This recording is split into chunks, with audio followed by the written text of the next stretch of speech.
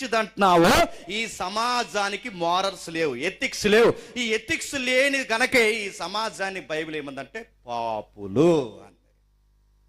దాన్నే బైబిల్ పాపులు అని. అందుకే చూడండి, రోడ్డు మీద 10 రూపాయలు కనబడితే తీయని వాడెవడు, అబద్ధం ఆడకుండా 10 రూపాయలు సంపాదించేవాడెవడు, ఎదుటి వాడిని చూసి అసూయ పడని వాడెవడు, అబద్ధాలు ఆడకుండా బ్రతికేవాడెవడు, చీకటి బతుకులు లేకుండా జీవించేవాడెవడు?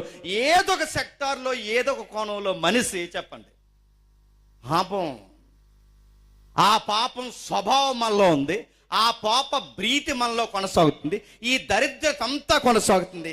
ఇది ఎలా వచ్చిందంటే నేను మళ్ళీ చెప్తున్నాను, ఈ వచనాల యొక్క తీవ్రత మనకు అర్థమైతే గానీ అది మనకి తెలియదు. ఏ భేదం లేదు చెప్పండి. అందరూ పాపము చేసి దేవుడు అనుగ్రహించు మహిమను పొందలేకపోయి. ప్రశ్న అడుగుతాను చెప్పండి, పాపం అంటే